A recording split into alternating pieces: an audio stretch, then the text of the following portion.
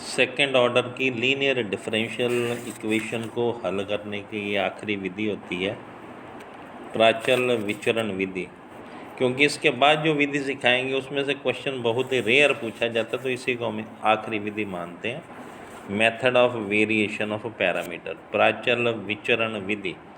सबसे पहली बात तो ये है कि ये विधि को तभी लगाना है जबकि वो प्रश्न में बोले कि प्राचल विचरण विधि से इस प्रश्न को हल करें, अन्यथा इस विधि से काम नहीं करना होता। क्योंकि ये विधि थोड़ी सी लेंदी होती है, क्योंकि इस विधि से काम करने के लिए सबसे पहले उस क्वेश्चन का अपने को CF निकालना होता है, कॉम्प्लीमेंट्री फंक्शन। अब कॉम्प्लीमेंट्री फंक्शन निकाल के इसका कंप्लीट सॉल्यूशन बनाना है। कंप्लीट सॉल्यूशन बनाने के बाद ये मेथड शुरू होता है।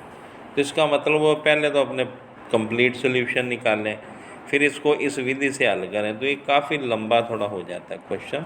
तो ये विधि तभी लगानी है जबकि वो बोले आपको कि प्राचल विचरण विधि से हल करें। ये मैंने लिखा है, यदि रेखिक अवकल समीकरण का पूरक फलन CF ज्ञात हो तो इस विधि को प्रयोग में लिया जाता है। तो कहने का मतलब सबसे पहले तो CF निकालें यहाँ पर। एक डिफरेंशियल इक्वेशन लिख दी मैंने, d2y/dx² p dy/dx qy = r। इसका कॉम्प्लीमेंट्री फंक्शन मान लिया c1u + c2v। c1 c2 constant है, u v x के फंक्शन है। u v इक्वेशन 1 के दो हल होने के कारण ये अपनी समीकरण को संतुष्ट करते हैं। तो जहाँ y दिया पहले u पुट कर दिया, फिर y दिया उसकी जगह v पुट कर दिया। इक्वेशन की फॉर्म बन गई d2u/dx² + p du/dx + q × u = 0 and d2v/dx² + p dv/dx + q = 0। समीकरण 2 जो मैंने ऊपर लिखी है c1u + c2v, ये कंप्लीट सोल्यूशन नहीं होता क्योंकि r ≠ 0 है। तो मैंने उसके बाद लिखा है कि माना समीकरण का complete solution y = au + b।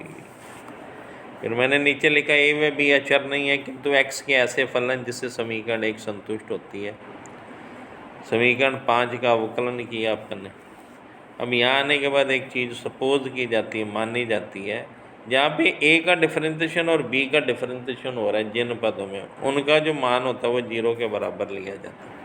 तो जैसे मैंने डिफरेंशिएशन किया dy/dx, डिफरेंशिएशन आ गया d/dx × u + a du/dx + db/dx v + b × dv/dx। अब a का डेरिवेटिव और b के डेरिवेटिव वाले पद इकट्ठे किए तो d/dx × u + db/dx × b = 0। यदि ये मान 0 के बराबर है तब जो इक्वेशन बचती है मेरे पास dy/dx = a du/dx b dv/dx। इसका अगेन डिफरेंशिएशन कर दिया, u × v लगा दिया दोनों में मैंने, और ये मान उठा के मैंने इक्वेशन नंबर 1 में पुट कर दिया। ये जब इक्वेशन नंबर 1 में पुट किया तो पहले d2y/dx² का मान पुट कर दिया, p dy/dx का मान पुट कर दिया, q × में y का मान पुट कर दिया। अब a × में प्लस b × में प्लस रिमेनिंग टर्म = r। तो a × में आ रहा है d2u/dx² + p du/dx q × u + b d2v/dx² + p dv/dx q × v, फिर plus d/dx × du/dx db/dx × dv/dx = r। अब इन दोनों के मान 0 के बराबर हैं। d2u/dx² p du/dx q का मान 0 है, d2v/dx² plus p dv/dx + qv का मान 0 है। तो रिमेनिंग चीज़ बची d/dx du/dx + db/dx dv/dx = इसको इक्वेशन नंबर 7 लिख दिया। जिसको 0 माना था अपने उसको इक्वेशन नंबर 6 लिखा था। 6 और 7 को हल करके हम d/dx और db/dx के मान ज्ञात करते हैं। इंटीग्रेशन करने के पश्चात a और b के मान निकलते हैं। ये a और b के मान समीकरण 5 में पुट करके कंप्लीट सॉल्यूशन निकालना चाहते हैं। या मैंने नोट लिख दिया, इस विधि को तभी यूज़ में लेना चाहिए जबकि प्रश्न में इस विधि को हल करने के लिए कहा जाए। यानी कि प्रश्न में अगर तुम्हें बोला गया वेरिएशन ऑफ पैरामीटर से हल करें तभी हल करना, अन्यथा इसको नहीं लगाना तुमने। अब ये देखो क्वेश्चन मैंने तुम्हारे लिए सॉल्व किया है, इससे तुम्हें पता चल जाएगा कि कितना लंबा प्रश्न होता है। ये एक इक्वेशन लिखी है x square d square y बटे d x square minus 2x 1 plus x d y बटे d x plus 2 1 plus x y is equal to x Q. सबसे पहले एक्स स्क्वायर से डिवाइड कर दिया, डी स्क्वायर वाई बट d x square minus 2 1 upon x plus 1 d y बटे d x plus 2 1 over x square plus 1 over x y is equal to x. ये equation number 1 है। इसको जो अपनी इक्वेशन होती है सेकंड ऑर्डर की लीनियर डिफरेंशियल इक्वेशन से कंपेयर करें तो p का मान है -2 1 बाई एक्स प्लस 1, q का मान है 2 1 by x square plus 1 by x, r का मान है x। यहाँ पे p प्लस क्यू एक्स का मान 0 के बराबर हो गया, ठीक है। y is equal to x c F का एक भाग होता है, विधि पढ़ी हुई है आप लोगों ने। डी वाई बटे d x is equal to differentiation किया तो v plus x d v बटे डी एक्स। फिर डी स्क्वायर वाई बटे डी एक्स स्क्वायर का मान निकाला अपन, डी वी बटे d x x d square v by d x, two d v बटे d x x d square v by d x. ये मान इक्वेशन नंबर 1 में पुट कर दिया, हल किया जितना हल हो सकता है, पहुँच गए अपने d square v upon d x square minus 2 d v upon d x is equal to 1। इसकी ऑक्सिलरी इक्वेशन लिखी d square minus 2 d is equal to 0, m into m, चाहे m square minus 2m is equal to 0। M के दो मान आ गए, M is equal to 0 और m is equal to 2। V का मान लिखा c1 e power 0 x c2 e power 2 x.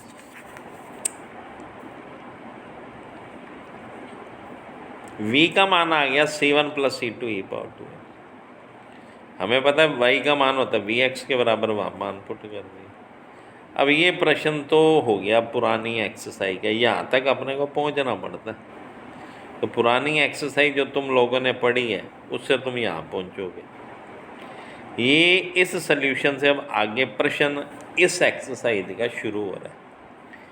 तो मैंने लिखा माना समीकरण 1 का पूर्ण हल है, constant A x plus b x e power 2 x. A और बी कांस्टेंट नहीं है, एक्स के फंक्शन है। ए व बी के मान इस तरह से प्राप्त होंगे जिसके लिए तो डायरेक्ट तुम यहाँ पे लिख दिया करो d upon d x into x d b upon d x into x e power 2 x is equal to,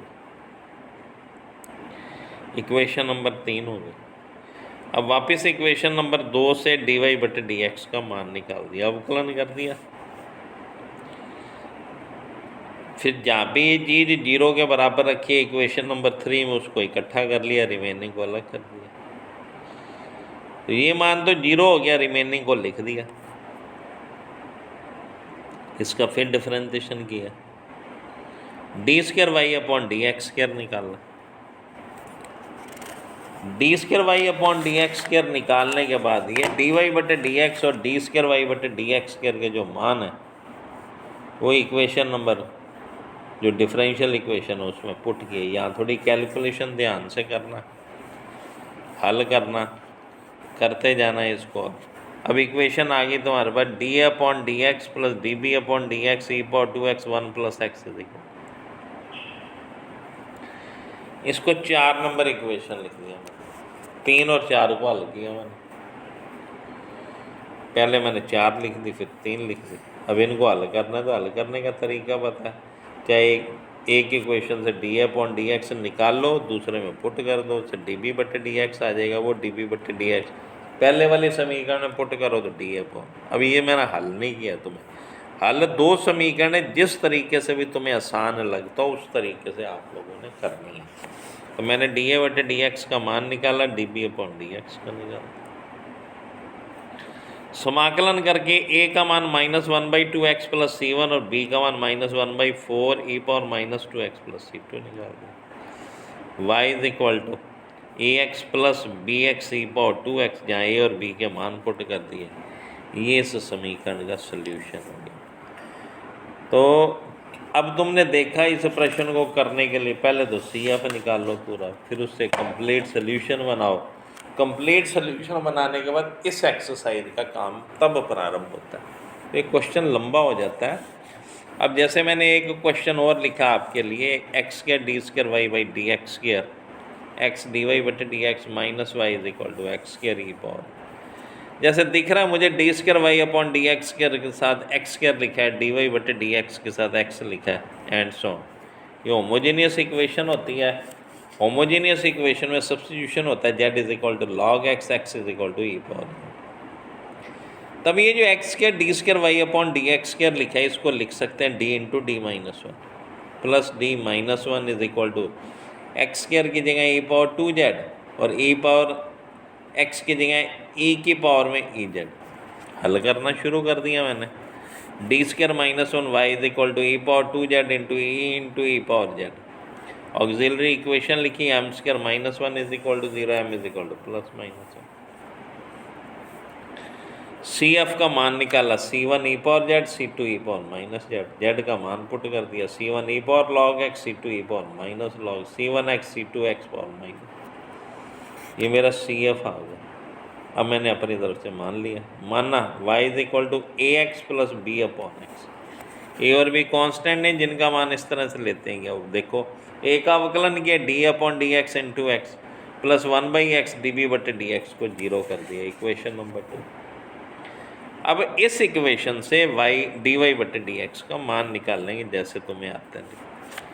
मान जब निकाला तो a plus x d a बटे d x minus b by x square one by x d b बटे d x into d upon d x plus one by x d b बटे d x इकट्ठा कर लिया जिसका मान zero होता है। तो डी वाई बटे डी एक्स का मान है a minus b by x square.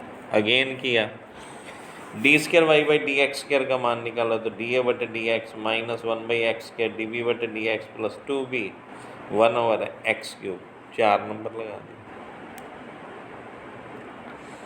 अब मैंने लिखा है समीकरण ए 3 4 का प्रयोग समीकरण 1 में करना है, फिर इन तीनों का ए का 3 का 4 का प्रयोग 1 में हल करना शुरू कर दिया। तो मेरे पास इक्वेशन आ गई d upon d x minus one by x square d b upon d x is equal to, इसको 5 नंबर ले लिया।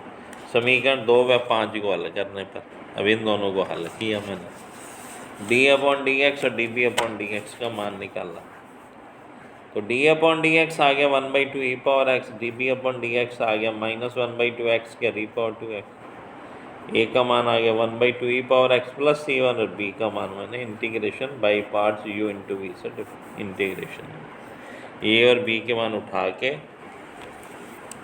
ऊपर पुट करके समीकरण का पूर्ण हल ज्ञात कर लिया। तो इस क्वेश्चन में प्रॉब्लम बस केवल इतनी सी आती है कि पहले अपने को सी एफ निकालना पड़ेगा, जो भी विधि लगे जैसी भी लगे।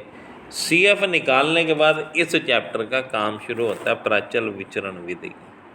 तो ये मेथड हम यही सलाह देते हैं कि तभी लगाना चाहिए जबकि प्रश्न में वो कंडीशन लगा दे आपके लिए भी इसी विधि से करो, तब तो अपने को इसी विधि से करना है, अन्यथा कोई आवश्यक नहीं है। ठीक है, ये एक विधि मैंने तुम्हें आज पूरी बता दी, प्राचल विचरण विधि।